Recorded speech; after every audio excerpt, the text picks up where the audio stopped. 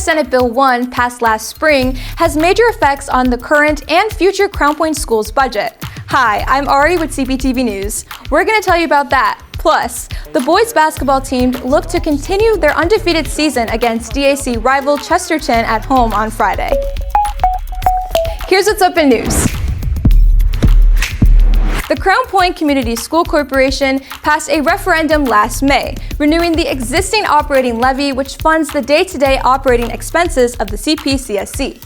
However, Indiana Senate Bill 1, passed at roughly the same time as the referendum, reduces assessed property values, ultimately decreasing income previously budgeted from the referendum and causing a loss of slightly more than $2 million per year of referendum funds until 2031. Since 86% of CPCSC's expenses are spent on salaries and benefits for staff, even with cuts in supplies and technology, CPCSC must reduce staff. At CPHS, study hall paraprofessionals were replaced at the start of the semester with core teachers to oversee crowded study halls. I feel like our pathways at Crown Point are something that we're known for, and I'm worried that this bill might take away some of those courses that maybe don't have that many kids in them. We spoke with CP Superintendent of Schools, Dr. Todd Terrell, regarding concerns over future changes to CP Schools programming. The review that we're doing of all those programs right now and going through that is looking at are there different, more efficient ways that we can continue to offer all of the things that we currently offer in a more efficient and cost-effective manner. Some of them there might be, others there just might not be. Looking at what is the best for the majority of students is where we're going to have to end up. Another referendum is being considered for this fall as corporation studies continue to assess the impact of Senate Bill 1. Reductions for the 2026-2027 school year are at this time not yet determined. You can learn more about the effects of Senate Bill 1 on CP schools by scanning this QR code, which will take you to the budget information page of the CPCSC website. Numerous students in Crown Point say they're feeling uneasy after rumors spread online about immigration and customs enforcement possibly coming to Northwest Indiana.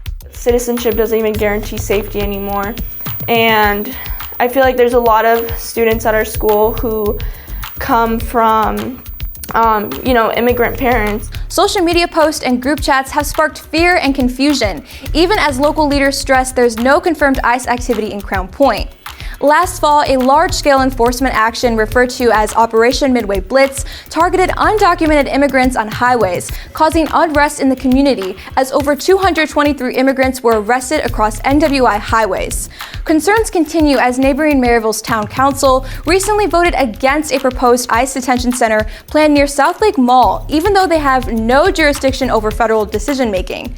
For many students and families across Lake County, the conversation has become less about politics and more about feeling safe in their own community. So we're all unanimous from the very beginning in not allowing ICE to come to the town within the law. Hi, I'm Raina with CPTV News. Indiana politicians passed a bill in the summer of 2024 restricting student access to cell phones during instructional time, and now Indiana lawmakers are considering further restricting cell phone use under Senate Bill 78. The bill would prohibit students from using phones not only in classrooms, but also in hallways, lunchrooms, and study halls throughout the school day. While some lawmakers are concerned about how these restrictions will be funded, Indiana State Senator Rodney Pohl, who represents portions of nearby LaPorte and Porter counties, says he's further concerned about the pace of the implementation. Senate Bill 78 has advanced through the Senate and now moves on to the House for approval.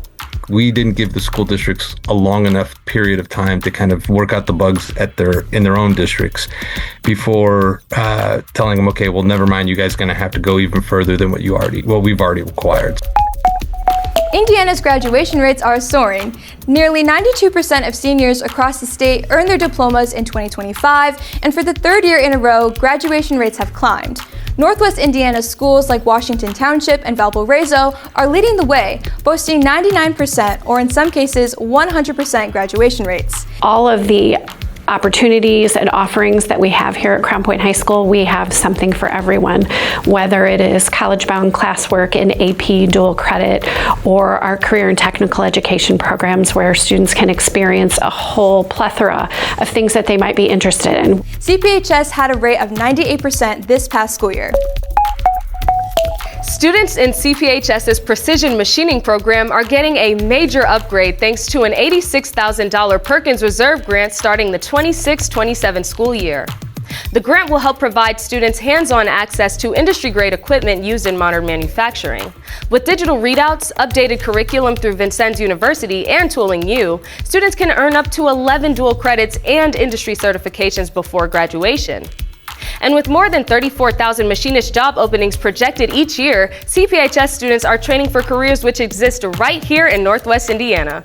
This grant is going to allow us to get 2 new pieces of equipment. We're going to get a new, more modern engine lathe, as well as another new milling machine, which is going to add an additional milling station for the students to use, and is going to give us a more modern lathe that is the same type of equipment that students would see in industry today.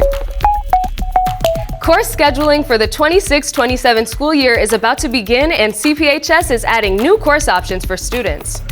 New offerings include AP Pre-Calculus, AP 3D Art, and a theater production class. The AP courses are similar to current classes, but come with a chance for college credit and a GPA boost. Meanwhile, theater production will give students hands-on experience producing a play or musical from start to finish. Scheduling begins next week for incoming seniors, followed by juniors and sophomores. Students are encouraged to check prerequisites to see which new classes are right for them. Hi, I'm Gabe with CPTV. Here's what's up in sports. The CP boys basketball team hosted the Chesterton Trojans on Friday with their undefeated season on the line. The Bulldogs got off to a hot start, outscoring the Trojans 16-7 in the first quarter, behind monster slams by Dogs senior forward Dikembe Shaw and sophomore guard MJ Wilson. The Bulldogs really got rolling in the second quarter, adding another 27 points and making it 43-27 at halftime. CP never looked back, holding the lead the entire way behind Dikembe Shaw's 33-point night.